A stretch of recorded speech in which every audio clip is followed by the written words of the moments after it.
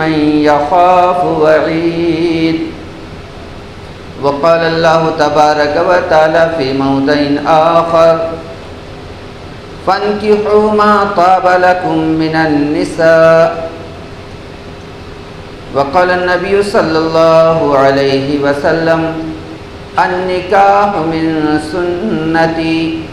وفي رواية عن رغب عن سنتي فليس مني أو كما قال عليه الصلاة والسلام. رب اشرح لي صدري ويسر لي أمري واحلل عقدة من لساني يفقهوا قولي. رب زدني علما. اللهم صل على محمد وعلى آل محمد كما صليت على إبراهيم وعلى آل إبراهيم إنك حميد مجيد. اللهم بارك على محمد وعلى آل محمد كما باركت على إبراهيم وعلى آل إبراهيم إنك حميد مجيد. سبحانك لا علم لنا إلا ما علمتنا إنك أنت العليم الحكيم. تمام قسم کی حمد و ثنا اللہ تبارک و تعالیٰ کے لیے لائق و زیبا ہیں. بے شمار درود و سلام ہوں جناب محمد رسول اللہ صلی اللہ علیہ وسلم کی ذات اقدس پر. محترم سامعین، میں نے خطبہ مسنونہ کے بعد سورہ نساء کی آیت نمبر 3 کا ایک چھوٹا سا حصہ آپ کے سامنے پیش کیا ہے، اور پیارے رسول صلی اللہ علیہ وسلم کے فرامین میں سے ایک حدیث کے 2 الگ الگ حصوں سے 2 ٹکڑے آپ کے سامنے پیش کیا ہے. انہی آیت کریمہ کے الفاظ اور احادیث مبارکہ کے جملے کی روشنی میں ہم اپنی زندگی میں کیے جانے والے ایک بہت بڑے کام، عظیم معاملے کی جانب سفر کر رہے ہیں. یہ سفر، یہ بات اکثر آپ نے سنا ہوگا، اس سے پہلے بہت خطبات کے ذریعے سے، خطیبوں کے ذریعے سے سنا ہوگا. کچھ باتیں ایسی بھی سنیں گے جو شاید بہت سے لوگوں نے نہ سنا ہو. اور یہ ساری باتیں بتانے اور کہنے اور سننے کا مقصد یہ نہیں ہے کہ میں کہہ کر چلا جاؤں، آپ سن کر چلے جائیں، یہ کہہ کر اڑ جائیں یا یہ کہتے چرچا میں آ جائیں کہ بہت اچھی بات کہی گئی.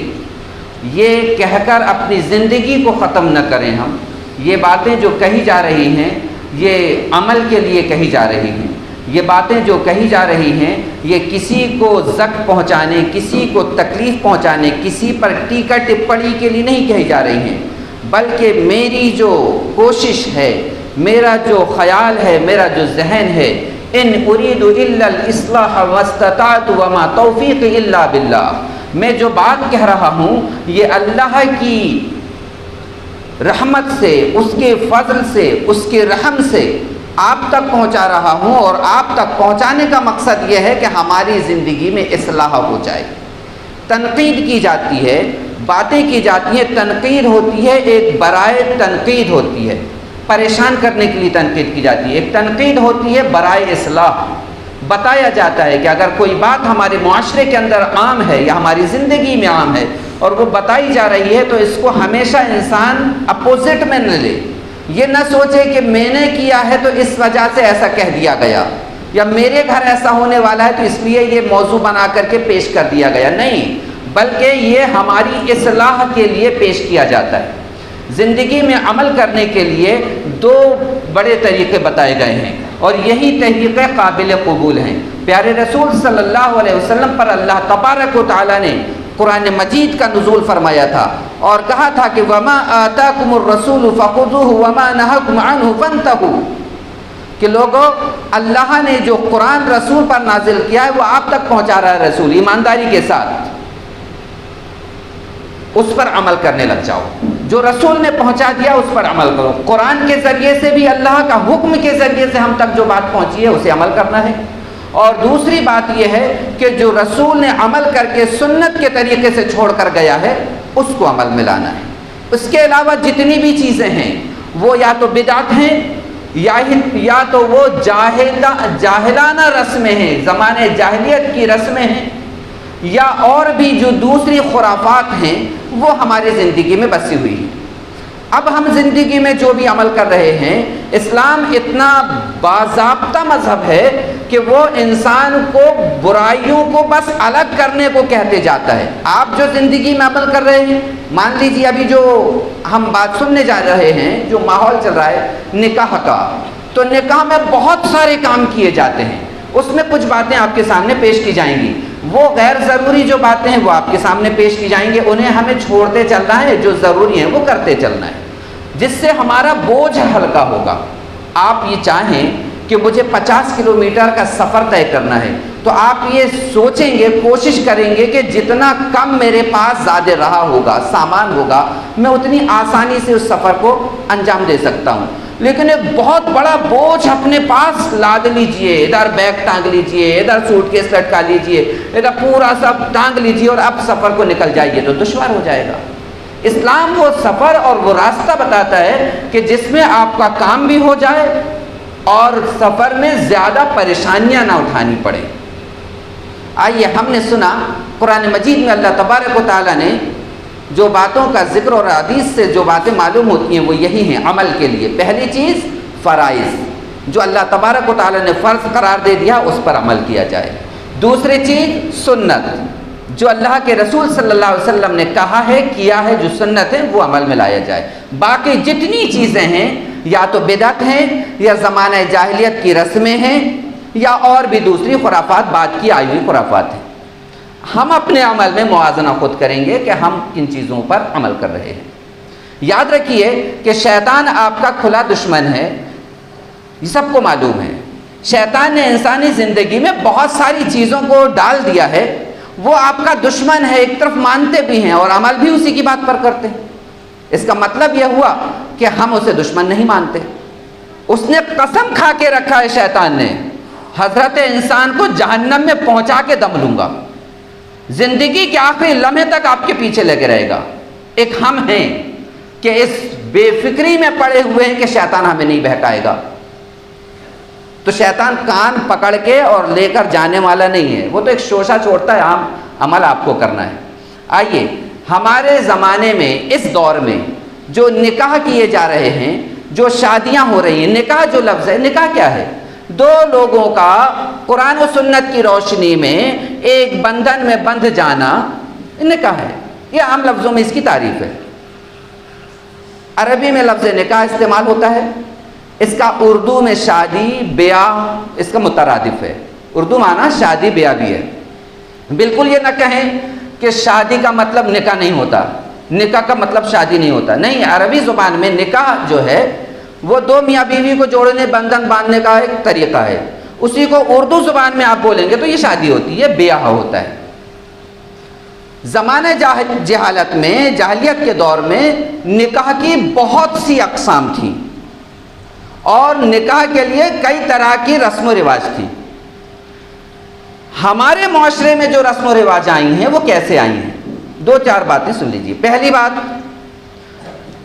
ہمارے معاشرے میں جو رسم و رواج آئی ہیں وہ ایسے آئیں کہ ہندوستان میں جب اسلام آیا، لوگوں نے اسلام کو قبول کیا اور جب پھیل گیا، بڑھ گیا، بہت سے نئے نئے لوگ اسلام قبول کرنے لگے اور انہوں نے باقاعدہ قرآن کی منظم طریقے سے قرآن اور حدیث کی تعلیم حاصل نہیں کی، تو انہیں پورے طریقے سے یہ نہ معلوم ہو سکا کہ کن چیزوں کو چھوڑنا ہے، کن کو نہیں چھوڑنا ہے۔ اس طریقے سے بھی جو رسم چل رہی تھی وہ باقی رہ گئیں۔ ایک طریقہ اور آیا کہ اسلامی جب حکومت، مسلمانوں کی جب ہندوستان میں حکومت رہی تو مسلمان بادشاہوں نے بھی بہت بڑی غلطیاں کی ہیں، کتنی بیویوں سے شادی کر لیا، جبکہ قرآن میں 4 بیویوں کا ذکر ہے، اجازت ہے آپ کو، ڈھیر سی بیویوں سے، یہاں تک کہ غیر مسلم لڑکیوں سے بھی شادی کر لیا مسلم بادشاہوں نے۔ اور وہ جو شادی کی جو رسم و تقریبات ہوتی تھیں، ان رسوم میں اس وقت کے جو درباری ملا تھے، جو خوشامدی بیل بنے ہوئے تھے، وہ ان تقریبات میں شامل رہے۔ وظیفہ خور تھے نا، کیسے اپوزیشن میں جاتے، تقریبات میں شامل رہے اور منع نہیں کیا، ایکشن نہیں لیا، جس سے عوام میں یہ بات پھیل گئی یا عوام کو یہ موقع مل گیا کہ یہ برا نہیں ہے، انہوں نے جیسا کیا اپن بھی کر سکتے ہیں، انہوں نے تھوڑا زیادہ کیا تھا اپن چھوٹا کر لیتے ہیں۔ اس طریقے سے بھی رسمیں ہمارے اندر آ گئیں۔ ایک اور مسئلہ ہمارے سامنے بڑا عجیب و غریب ہے کہ ہم مذہب کے معاملے میں جہاں کہیں عمل کی بات آتی ہے تو پہلے اپنے مزاج سے تولتے ہیں، جو مذہب کی جو باتیں ہمارے مزاج کے خلاف ہیں تو ان کو درکنار کر دو، جو اپنے مذہب کے اپنے خیال کے مطابق آ رہی ہیں انہیں اپنا لو۔ اس طرح کی چیزوں کو لے کر ہمارے اندر برائیاں آتی گئیں۔ کچھ باتیں آپ کے سامنے پیش کر رہا ہوں۔ فخریہ طور سے بھی ہمارے اندر رسمیں آئیں، معاشرے کے اندر فخریہ طور سے ایک نے شادی کیا 50,000 لگایا، اب دوسرا شادی کرے گا تو 60,000 خرچ کرے گا، تیسرا کرے گا اور 70,000 خرچ کرے گا۔ پتہ چلا کہ یہ شادیاں اتنی بڑھتی گئیں کہ یہ غریب طبقے کے لوگوں کے لیے مصیبت کا حصہ بن گئی۔ شیرازہ حیات بکھرتا گیا، لوگ تھے کہ اپنی زلفیں سنوارتے گئے، ہم ہیں تو بس بکھر گئے، ٹوٹ گئے۔ غریبوں کے باپوں کا یہ عالم ہے، غریب بچیوں کے، کہ شادی کے بعد سالوں تک اپنی بیٹی کی گئی شادی کا قرضہ اتارتے رہتے ہیں۔ افسوس کی بات تو یہ ہے کہ ایسے موقع پر بھی ہمارے ذہن نہیں جاگ رہے ہیں، صرف ہمیں ایک بات نظر آ رہی ہے کہ محلے میں بتانا ہے کہ ہم نے اپنی بیٹی کی شادی اچھے سے کی ہے۔ یہ اچھے سے کرنا کیا ہوتا ہے مجھے سمجھ میں نہیں آیا۔ ایک رسم بتا دوں آپ کو جو ہمارے یہاں ہوتی ہے، شادی کے لیے لڑکی کو دیکھنا ہے، طے کرنا ہے، جسے ہم منگنی کہتے ہیں۔ ٹھیک ہے، لڑکی کو دیکھنا چاہیے، ڈھونڈنا چاہیے، اور بہتر طریقے سے دین کو مقدم رکھ کے اچھے گھرانے میں اچھی لڑکی کو چن کر کے اپنے بیٹے کے لیے بہو بنا کر لانا ہے، یہ ضابطہ ہے، ٹھیک ہے۔ لیکن منگنی کی رسم کو اب اتنا بڑھا دیا گیا کہ 50 کلو 60 کلو 1 کنٹل کا دیگ پک رہا ہے، محلے کے لوگ دوسرے گاؤں کے لوگ آ کر کے اب کر رہے ہیں۔ پھر لڑکے کی چاچی آ رہی ہیں، تائی آ رہی ہیں، بھابھی آ رہی ہیں، گروپ میں آ رہے ہیں، اجی خالہ نے نہیں دیکھی تھی وہ بھی بہو کو دیکھنے آ رہی ہیں، بڑھتا گیا۔ یہ نہیں سوچا کبھی ہم نے کہ وہ لڑکی کا باپ کیسا کر رہا ہوگا، یہ اگر اس میں قیمانداری ہلکی ہو گئی رشتہ انکار، بچنا چاہیے۔ دوسری چیز، اب بڑھتے گئے، جیسا تیسا ہو گئی۔ جب شادی کا موقع آیا تو اب ایک بہت بڑی چیز ہے بارات۔ آپ نے ابھی تک سنا ہوگا بارات نہیں لے جانا چاہیے، بارات لے جانا غلط بات ہے، یہ ہوئے۔ کبھی آپ نے سنا ہے یا کبھی غور کیا ہے کہ بارات جو جاتی ہے یہ کب سے چالو ہوئی اور کیوں چالو ہوئی؟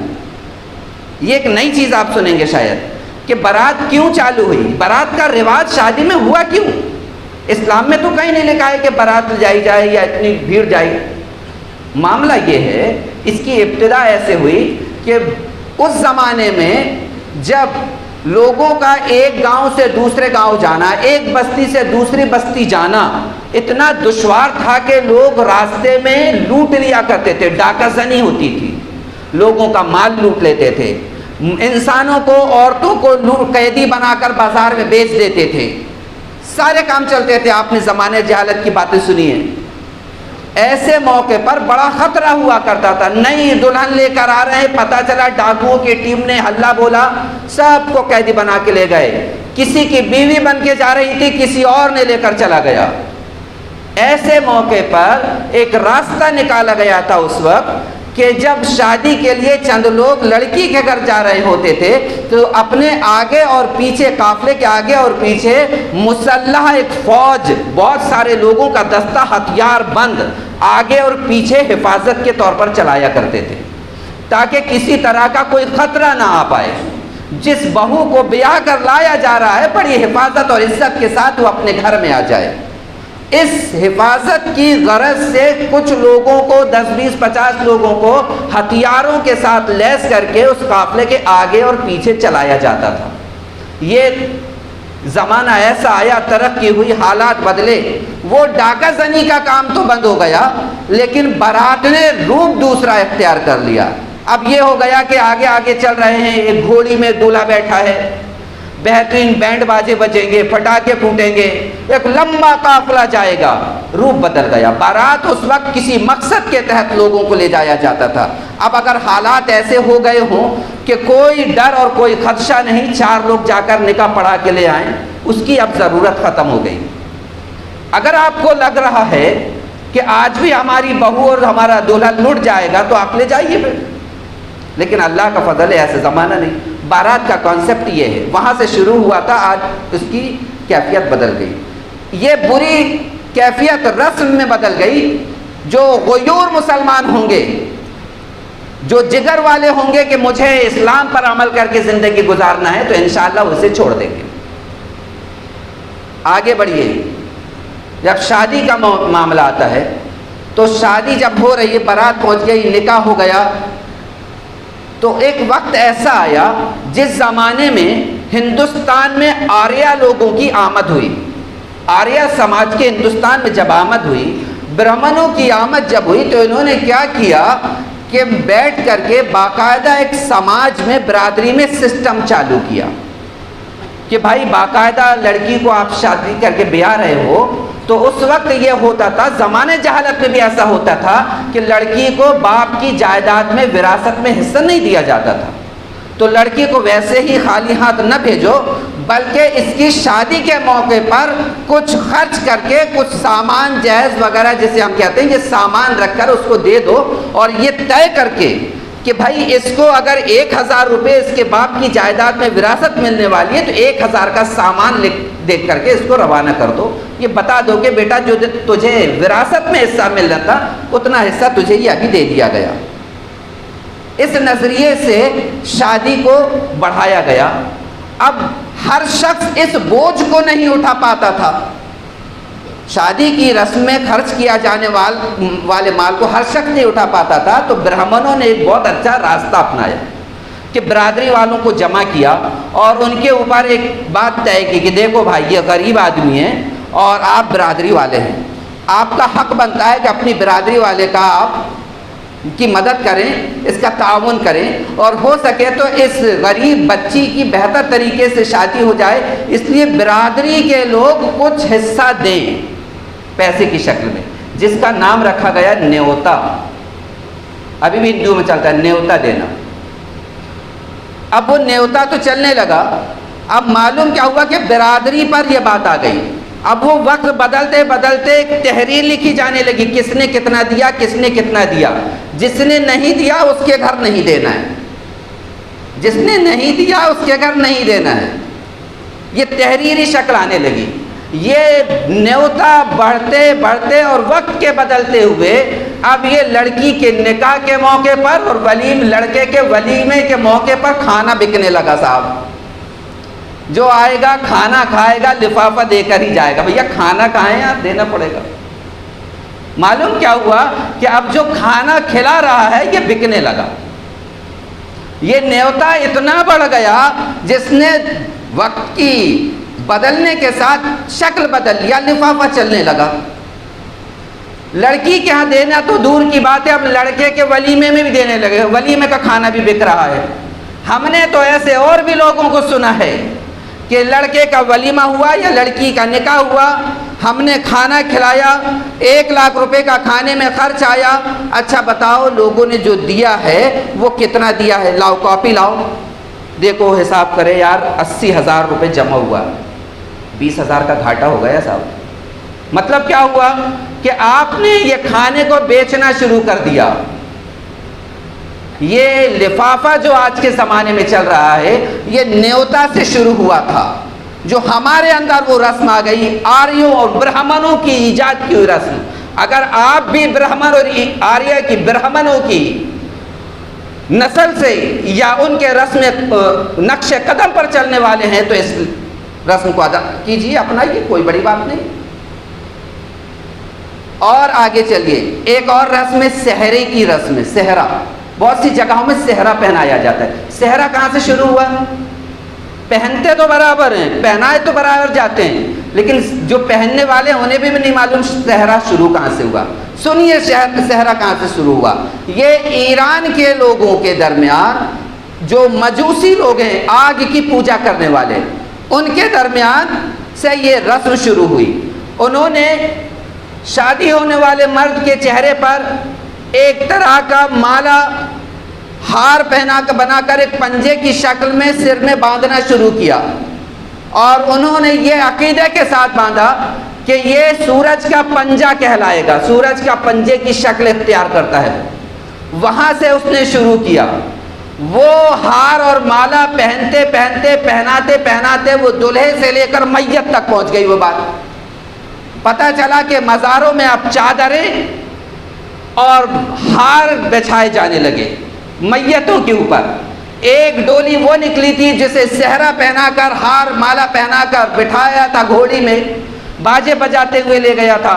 دوسری ڈولی یہ نکل رہی ہے، گھر سے جنازہ اٹھ رہا ہے جس کے اوپر چادر اور ہار مالائیں پہنائی جانے لگی۔ یہ رسم بڑھتے بڑھتے یہاں تک بھی پہنچ گئی۔ معلوم نہیں کہ کتنے لوگ بے کفن مرے ہوئے پڑے ہیں، کتنے لوگ ننگے اور بھوکے مزاروں کے باہر پڑے ہوئے ہیں، اور مزاروں کے اندر ہزاروں روپے کی چادریں چڑھائی جا رہی ہیں۔ افسوس کی بات تو یہ ہے کہ ان لوگوں کو یہ نہیں دکھتا کہ لوگ بھوکے اور ننگے پڑے۔ یہ رسمیں ایسے شروع، مجوسی آگ پرست لوگوں کی دین ہے صحرا پہننا، وہاں سے شروع ہوا، وہ یہ ہمارے معاشرے میں بھی ہے۔ آریوں کی دین ہے نیوتا دینا، ہمارے ہاں بھی لفافے کی شکل میں دیا جا رہا ہے۔ وہ زمانے میں جب لٹیرے اور ڈاکو اپنی زندگی گزار رہے تھے، لوگوں کو لوٹ کر کے اپنا پیٹ چلایا کرتے تھے، جنہیں اچھے اور برے کی تمیز نہیں تھی، ان کی دین تھی بارات میں وہ لوگ زیادہ لوگوں کو لے کر جایا کرتے تھے حفاظت کے طور پر۔ وہ بدل گیا، آج ہمارے ہاں رسم بن گئی۔ ان ساری رسومات کو ختم کرنا نہیں کرنا یہ آپ کی جواب داری ہے، میرا کام یا کسی بھی صاحب علم کا کام پہنچا دینا ہے۔ ہمیں کوشش کرنا ہے، اگر ایسے موقع پر ہمارا ایمان نہیں جاگا تو آخر کب جاگے گا؟ انتظار کس چیز کا ہے؟ آئیے اللہ تبارک و تعالیٰ قرآن مجید میں فرماتا ہے، لوگو اسلام میں پورے داخل ہو جاؤ، آدھے ادھورے نہیں۔ یا ایھا الذین آمنوا ادخلوا فی السلم کافۃ ولا تتبعوا خطوات الشیطان، ایمان والو اسلام میں پورے داخل ہو جاؤ۔ اب آئیے، ہم نے وہ آیت کریمہ پڑھی تھی 5 منٹ میں، اور خلاصہ کے طور پر سن لیجیے۔ ہم نے پڑھا تھا فَانْكِحُوا مَا طَابَ لَكُم مِّنَ النِّسَاءِ، یہ سورہ نساء کی آیت نمبر 3 ہے۔ وَإِنْ خِفْتُمْ أَلَّا تَعْدِلُوا، اگر آپ یتیموں کے بارے میں انصاف کرنے سے رک جائیں، ہوتا یہ تھا اصل میں کہ کچھ یتیم بچیوں کو ان کے گھرانے میں کچھ کفیل لوگ پال لیا کرتے تھے، جیسے باپ مر گیا چچا نے پال لیا، یتیم بچی ہے، پرورش ہو گئی، اپنے بیٹے سے اس کا نکاح کر دیا، اس کی جو جائیداد ہے وہ بھی اپنی ہو جائے گی، اور مہر بھی دینے کی ضرورت نہیں پڑے گی، گھر کی بات ہے، گھر کے گھر میں ہو گیا۔ اللہ تبارک و تعالیٰ نے کہا کہ جب یہ انصاف نہیں کر سکتے تو ایسا مت کرو، اسے روک دو، بلکہ اور بھی محلے پڑوس میں جو دوسری عورتیں اور اچھی ہوں، بہتر ہوں، آپ کو پسند آئیں، ان سے نکاح کرو۔ تو نکاح یہ ہے، اللہ کا حکم ہے نکاح کرنا، اور نکاح کو کرنے کے لیے رسول کی سیرت کے مطابق نکاح کرنا۔ جب یہ مکمل ہوتا ہے، حکم اللہ کا ہو گیا، طریقہ رسول نے بتایا۔ پیارے رسول صلی اللہ علیہ وسلم کی شادیاں جو ہوئیں، کتنی شادیاں تھیں، سارے لوگوں کو معلوم ہوا ہوگا کتنی بیویاں تھیں۔ آپ کوئی بتائے گا کہ پیارے رسول صلی اللہ علیہ وسلم کی منگنی ہوئی، پھر اس کے بعد رسم ہوئی، پھر اس کے بعد نکاح کی بارات گئی، نکاح ہوا، وداعی ہوئی، ایسا کسی نے دیکھا نہیں۔ پیارے رسول صلی اللہ علیہ وسلم نے اپنی بیٹیوں کا نکاح کیا، آپ کی 4 بیٹیاں تھیں۔ کسی بیٹی کے بارے میں آپ نے سنا؟ ایک بیٹی حضرت فاطمہ الزہرا رضی اللہ تعالیٰ عنہ کے تعلق سے ملتا ہے کہ پیارے رسول نے آپ کو کچھ سامان دیا تھا، جیسے چکی، مشک پانی بھرنے کے لیے، ایک آدھ پیالہ، 1-2 پیالے دے دیا۔ یہ کہاں سے آیا تھا؟ تحقیق کریں گے تو معلوم ہوگا کہ یہ بھی حضرت علی کا مال تھا۔ حضرت علی کا جو کچھ تھا، زرہ وغیرہ، کچھ سامان بیچ کر کے پیسے لا کر کے اس سے یہ سامان دیا گیا ہے۔ اور اگر اس وقت پیارے رسول نے دیا تھا، سنت کا اتنا ہی لحاظ ہے کہ بھائی اللہ کے نبی نے اتنا دیا تھا، تو آپ بھی سنت کے مطابق اتنا ہی دے دو، ایک چکی دے دو، اپنی بیٹی کو گھر میں آ کے پیسے گی، ہے کوئی جگر والا باپ؟ ہے کوئی اتنی بھائی سنت کو نبھا رہے ہیں، سنت کو نبھانے کا زیادہ کیوں؟ یہ ساری چیزیں اگر ہمارے اندر آ گئی ہیں تو ہم انہیں ختم کریں، خود ختم کریں گے ہم اور آپ، کوئی دوسرا ہمارے پاس ختم کرنے کے لیے نہیں آنے والا۔ اللہ کے نبی صلی اللہ علیہ وسلم کا فرمان ہم نے سنا تھا نکاح کے تعلق سے، النکاح من سنتی، نکاح میری سنت ہے۔ پیارے رسول نکاح کو سنت بتا رہے ہیں۔ چلیے ہم نے حدیث پڑھا کہ نکاح اللہ کے نبی کی سنت ہے، تو نکاح میں کیے جانے والے جتنے بھی کام ہیں وہ بھی تو نبی کی سنت کے مطابق ہونا چاہیے نا۔ عقل تو یہ کہتی ہے کہ صرف نکاح کرنا سنت ہے، لیکن نکاح کے لیے اور بھی جو دوسری رسمیں ہیں اس کو ہم نبھائیں گے، بھائی وہ تو سنت نہیں ہے۔ تو نکاح کو سنت طریقے سے کیا جانا یعنی آسان کر دیا جانا، نکاح کو آسان کر دیا جائے۔ ہاں یہ بات صحیح ہے، یہ بات وجہ ہے کہ بغیر پیسے اور روپیے کے نکاح نہیں ہوتا۔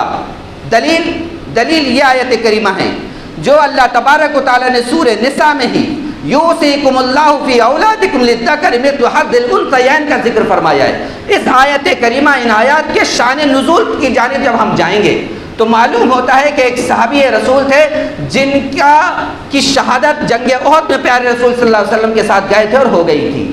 ان کا جو جائیداد کا حصہ تھا، جو مال تھا، وہ ان کے بھائی نے، بچیوں کے چچا نے پورا رکھ لیا تھا۔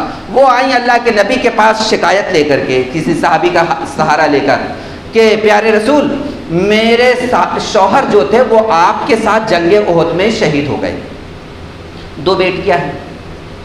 دو بیٹیاں ہیں اور ان کی شادی بیاہ بھی کرانا ہے، اور ان کا جو حصہ تھا ان بچیوں کے باپ کا جو جائیداد تھی وہ ان کے بھائی نے پوری رکھ لی ہے، وہ ہمیں نہیں دے رہے۔ دیکھیے اللہ کے نبی صلی اللہ علیہ وسلم نے کہا کہ ابھی گھر جاؤ آپ، میں اس کا کوئی فیصلہ نہیں کرتا۔ یہ کون بول رہا ہے؟ یہ امام الانبیاء بول رہا ہے، سردار کونین کا سردار بول رہا ہے، رحمت للعالمین بول رہا ہے، دنیا کا سب سے بڑا منصف بول رہا ہے، اور کہہ رہا ہے کہ ابھی فیصلہ نہیں کرتا، ابھی چلے جاؤ۔ وہ چلے گئیں۔ پروردگار عالم نے قرآن مجید میں آیات میراث نازل فرمایا، یوصیکم اللہ فی اولادکم للذکر مثل حظ الانثیین۔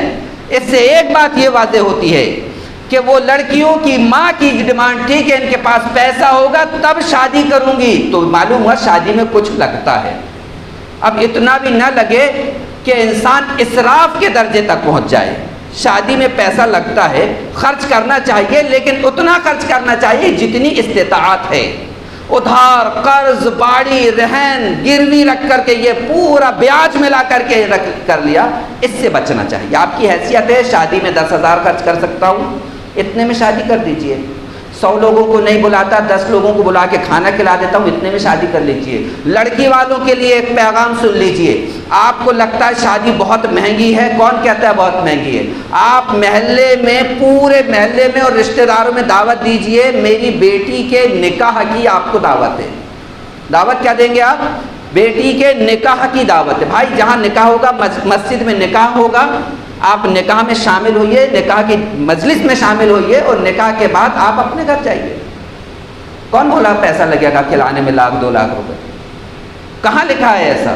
یہ تو ہمارے ذہن کا فطور ہے، زبردستی ہم نے ڈھونگ ڈپورے پال رکھے ہیں اور پریشان ہو رہے ہیں، اور پھر بیٹھے ہیں گیٹ میں بٹھال دیے ہیں وصولی کرنے والے کو۔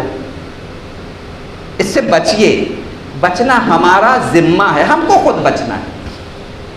تو یہ برائیاں ہیں اگر نکاح کیا جا رہا ہے رسول کی سنت کے مطابق۔ ولیمہ کریں گے، کیسا کریں گے ہم آپ؟ ولیمہ رسول کی سنت کے مطابق کیسے کریں گے؟ اس زمانے میں ایسا تھا، غربت تھی، اناج کم تھا، تو 4 لوگوں کو بلا لیے ولیمے میں بھی، کھجور رکھ دیے لا کر کے بیچ میں، 2 4 کھجوریں کھا کر لوگ چلے گئے، ہو گیا ولیمہ۔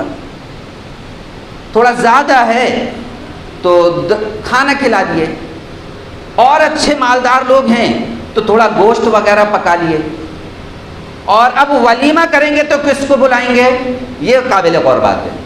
پیارے رسول صلی اللہ علیہ وسلم نے فرمایا کہ وہ شر الطعام طعام الولیمتی، وہ ولیمے کا کھانا سب سے برا کھانا ہے، جس میں امیروں کو بلایا جائے اور غریبوں کو نہ بلایا جائے، یہ سب سے برا کھانا ہے ولیمے کا۔ کس کو بلانا ہے؟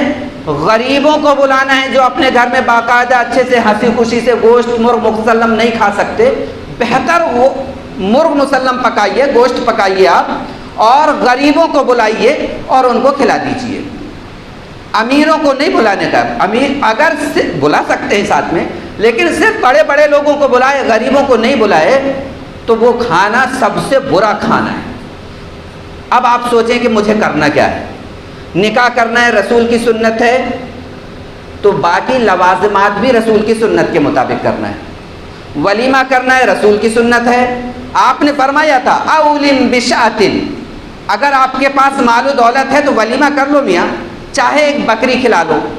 اب اس میں بھی مسئلے نکل گئے کہ اب بکری بولیں، اللہ کے نبی نے بکرا نہیں بولے، بکری کاٹیں گے۔ یہ سب بیکار باتیں ہیں، یہودیوں کی طرح سوچ ہے۔